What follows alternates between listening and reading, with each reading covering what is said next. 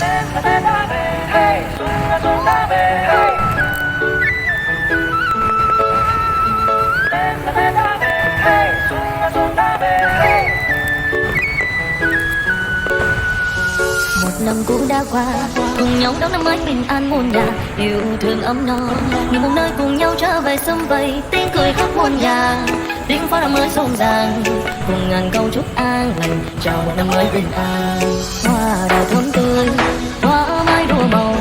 người người cầu may, an khang phúc lòng, dù ở trong xa nào, dù có khó khăn nào, trở về nơi trong yên bình, ấm áp của gia đình. Tết là Tết sum vầy, tôi sum túc mọi nơi cùng đón xuân về và chung muôn nhà đều yên vui cùng ấm no, xóa bỏ những ưu phiền, xóa hết mọi đau buồn, đem yêu thương đến muôn nhà, cho một năm mới yên bình. Bởi vì Tết là Tết sum vầy, tôi sum túc mọi nơi cùng đón xuân về và chung muôn nhà đều yên vui cùng ấm no, xóa bỏ những ưu phiền, xóa hết mọi đau buồn, đem yêu thương đến muôn nhà, cho một năm mới yên bình.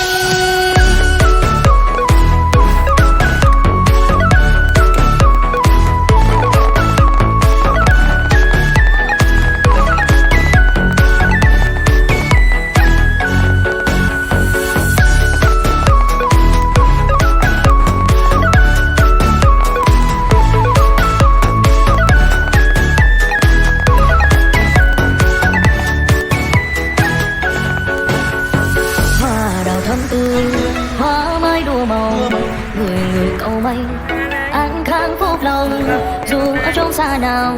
dù có khó khăn nào, trở về nơi trong yên bình, ấm áp của gia đình.